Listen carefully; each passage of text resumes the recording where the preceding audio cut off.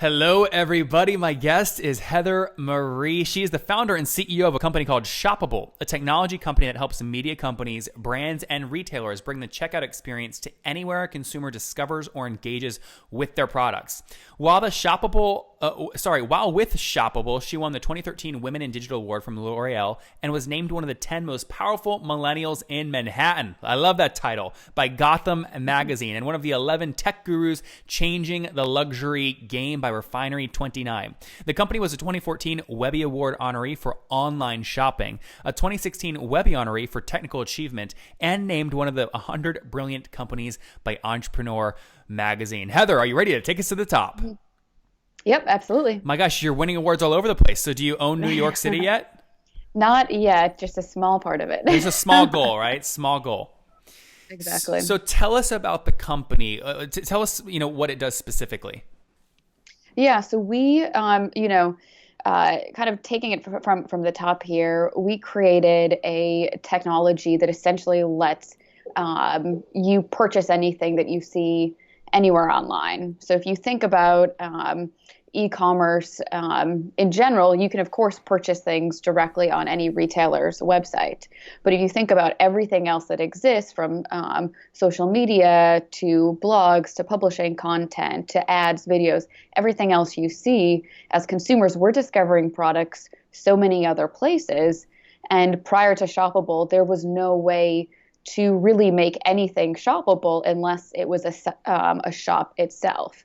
So what we're doing is we've created patent pending technology that we're bringing to all these different locations outside of traditional retail shops to create shoppable experiences. So you have this beautiful chicken and egg problem, right? It won't work unless you get a lot of these retailers actually using it. So as a consumer like me, when I go and see my friend wearing a pair of jeans on Facebook, I can click it and buy it from whatever the jean company is, right? How do you solve that? Yep. Yeah, great question. So we, when I first started the company in 2011, have to go way back. But when I first started it, that was definitely a huge problem, which was how do we, decide which one to get first. And, part of it was we kind of pitched the concept to a number of different retailers, got their kind of loose buy-in enough to say, these brands are coming on board, and then bring them to find our launch partner. And we actually launched the technology with the Wall Street Journal during the holidays. And by having them on board, they actually, as someone with the Wall Street Journal, that caliber of branding and that type of company, was able to bring in a bunch of retailers and advertisers that they already work with. And then that kind of helped fulfill the need of the products out of the gate for that particular partnership. And it really created this amazing flywheel type of experience where once they were onboarded in general for them, they were onboarded for the next company and the next company and the next company. So you have to start somewhere and start small, but we've grown tremendously since then. So in last year, 2016, how many just individual transactions were processed through your platform, would you estimate? We don't share specific transaction level, but as far as on the product catalog side of things, we have grown to just under 30 million products across the whole platform. Yeah, but see, Heather, I'm going to ask this question again because that doesn't necessarily mean anything. Here's what I mean. I go to your website and I see the marketplace with most popular stuff listed here, but then I look at your Alexa ranking and it's super low, which means people necessarily aren't seeing these. The key to making your thing work is they have to see this Ralph Lauren black and white striped scarf on somebody on Instagram or on Facebook. You have to make the sale happen there, which is maybe why you don't share transaction numbers. How do you solve that problem? So we solve it so we actually are not about bringing people to shoppable.com. It's about bringing the technology to where consumers already are. So integrating the technology across a number of other different websites. Can you give me an example? I would love to actually see that. Yeah, sure. So let's go to dove.com is an easy. Yeah, DOVE. Okay. And then if you click the product tab. Yep. And then just click on anything. Okay. Okay, got it. while it might take you a second to load, but once you get into product detail pages, everything you see here is powered through Shoppable. So without Shoppable, an incredible brand like Dove didn't have the ability to sell products from Walmart and Walgreens and Target and all their favorite retailers on their own website. They had to redirect consumers off their site, and weren't able to make that connection directly for their customers. So they've integrated Shoppable technology, and if you click through, I can't see what you're looking at. But I'm buying the white beauty bar right now because this face needs more beauty, baby. That is a very popular product. So you go through that, and you'll see all the way through to the checkout experience. Yep. You're able to stay directly within that experience where you're getting all that product information, where you've seen that product. So on the back end, this is like this is going to the retailer. Yeah, this is like less about, sorry, I had this misplaced in my brain. This is less about influencer marketing, right? Buying stuff you see on Facebook and social media, and more about letting these brands that didn't have sophisticated backends to even have their own merchandise on their website, and you giving them the tool set to be able to do that. Yep. Yeah, we bring the technology to a number of different types of companies. One, big category for us are major Fortune 100 brands and CPG companies like the Dove example we're looking at. But yeah, we've done stuff, shoppable things with other types of publishers, like I mentioned, the Wall Street Journal and Condé Nast and Time Inc. And, what would Wall Street Journal sell? Like their digital publication or their print publication? Digital. Okay, interesting. Yeah, all digital. Interesting. And so what's your business model? How do you make money? So we charge it's basically SaaS. So we charge an annual license fee for access to the technology and creating a shoppable experience on someone's site or app or video, ad, etc. And is that license? I imagine you have all kinds of cohorts, big and small. So I'll just ask a generic question. What's the average shoppable customer paying you? We don't share that outside. Well, give me a big range that stays vague as you want to have it. It's typically, it's an annual license, so it's typically in the 5 figures. Okay, got it. And is it being way more than 5 figures or way less than 5 figures, dependent on like what specific metrics? Is it number of SKUs? Is it number of average checkouts? What are the levers that you pull there? So it depends upon a few different things. Part of it is SKUs. Part of it is the size of the site and API call. So some are obviously significantly bigger than others. Yep. And then other things, like service tiers, things like that. Got it. Okay, now that we kind of know more about how the business operates, tell us the juicy stuff, the story. So 2011 was launch date, huh? Well, we started in 2011. We launched in 2012. So what were you doing before 2011?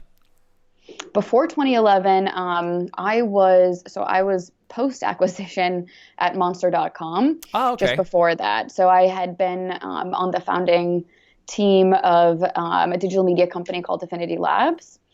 And the CEO is Chris Michael. And, it was his idea and his genius behind everything. But at the agency brought me on or at team, Monster? No, at Affinity Labs. At Affinity, okay. It was pre-Monster, yeah. And then, but I was there from the time it was a PowerPoint and led sales and business development and account management and sales ops, was kind of a team of one for a while. Then Monster.com acquired that company in, well, don't quote me, but a couple of years. Like what? Are we talking like 2008, 2005? 2000, yeah, I want to say 2008, 2009, around that time. Okay, so just to be clear, did you do the agency right out of college? No, it wasn't an agency. It was digital media. It was a digital media company. Sorry. I keep saying agency. Yeah. Digital media. That was called Affinity. Did you do that right out of college? I did, yes. Okay, so college, Affinity, digital media. You're bought by Monster. Is there an earn-out? Do you guys have to all stay on? So it was all cash, but then additional incentives afterwards. So I stayed. I made it 2 years after the acquisition. That's pretty good.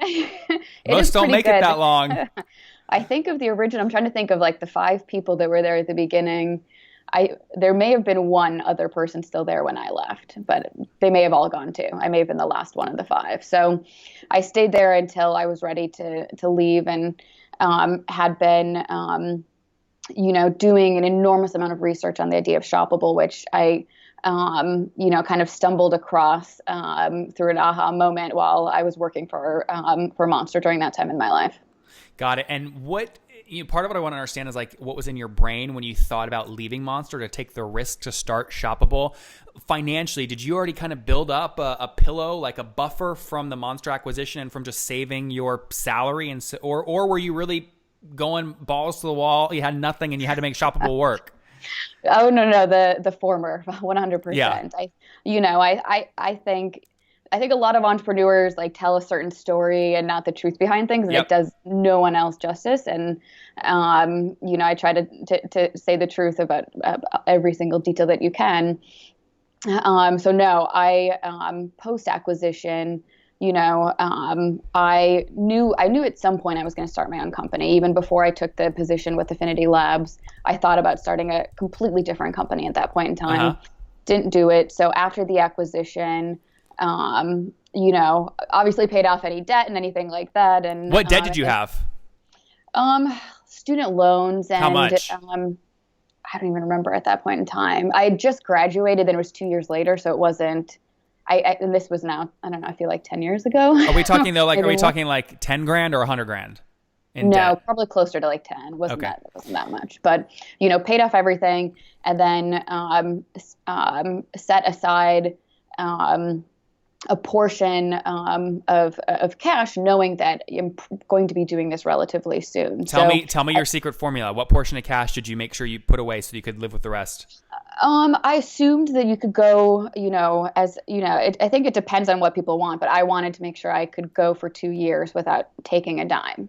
Yep. And I wanted to kind of overestimate what everyone else says. And then just plan, because nothing else, you're sitting on extra cash, which is never a bad place to be in, but you also don't want to be desperate as an entrepreneur either.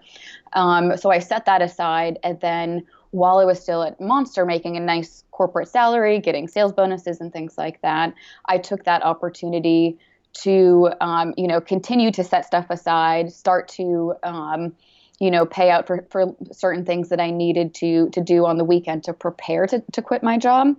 And then I also downsized from my nice condo in the Soma district. What did that cost?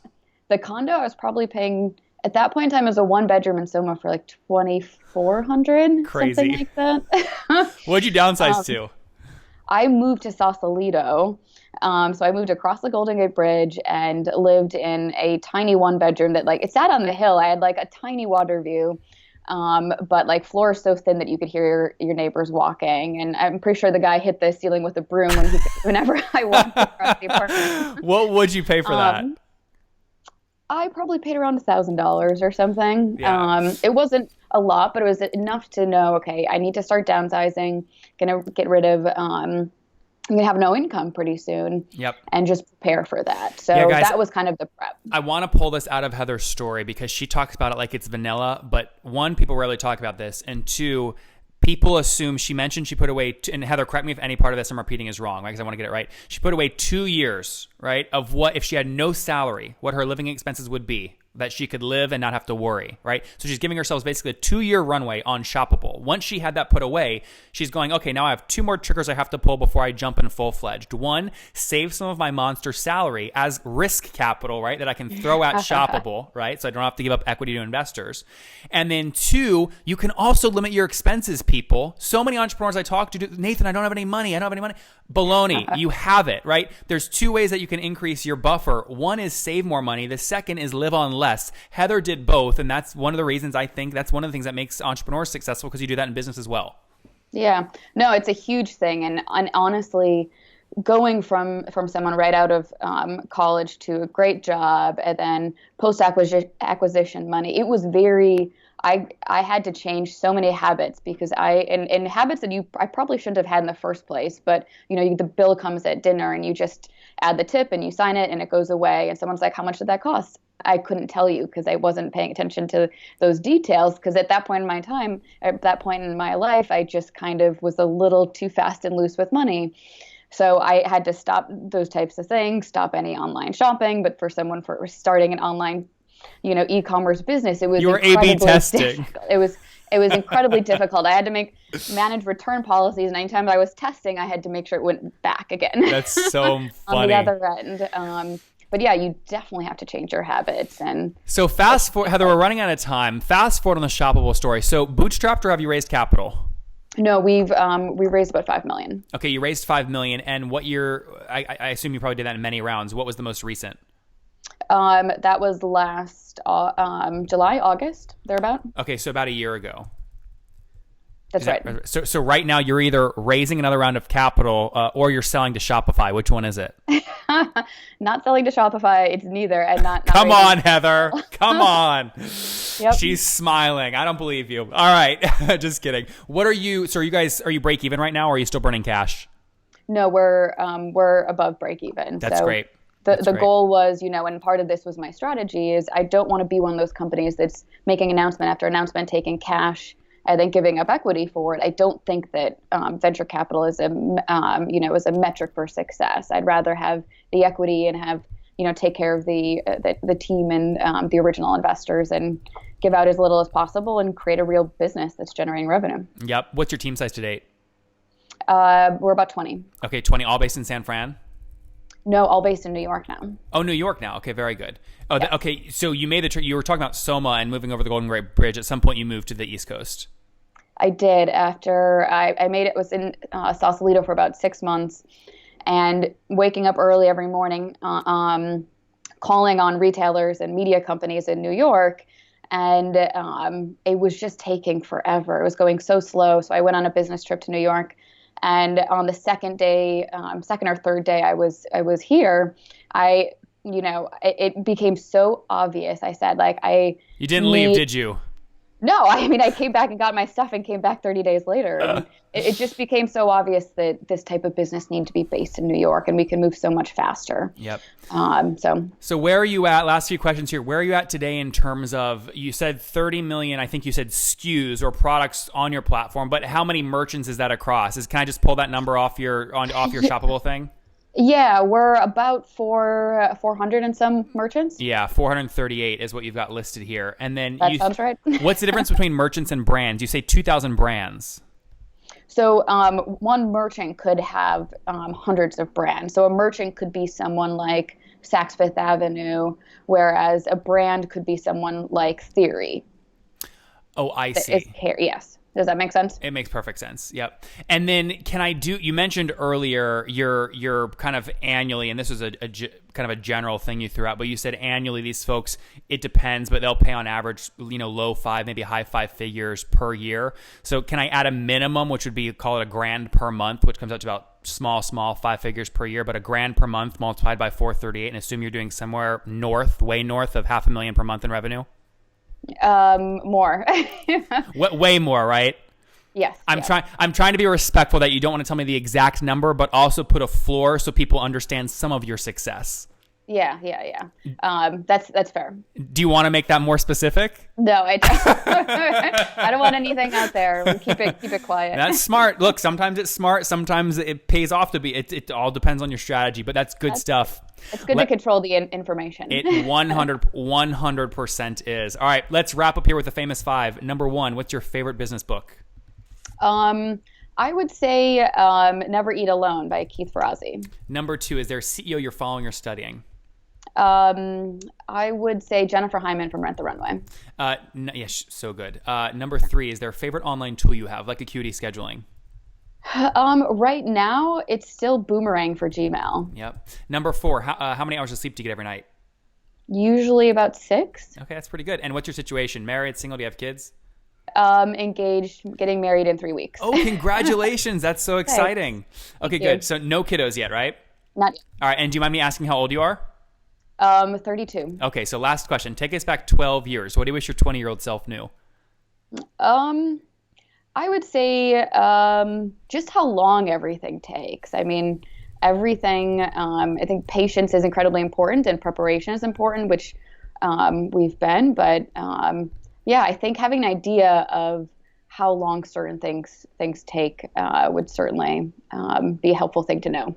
There you guys have it from Heather. Things take longer than you expect. You got to be patient. And she was right out of college, went to work, again, at an early agency that was acquired by, or digital marketing that was acquired by Monster, and about 5 people before it was acquired. She stayed there for 2 years, saved up, knowing she wanted to take the risk of Shoppable, which she did in 2011, launched it officially 2012, has now a team of 20 based in New York City. They've raised about $5 million, have over 438 merchants with over 2,000 brands using their platform, paying anywhere between 10 grand and 90 grand per year, some smaller, some more, but doing well north of 500 grand per month in revenue. Heather, you're on a tear. Thank you for taking us to the top. All right. Thank you.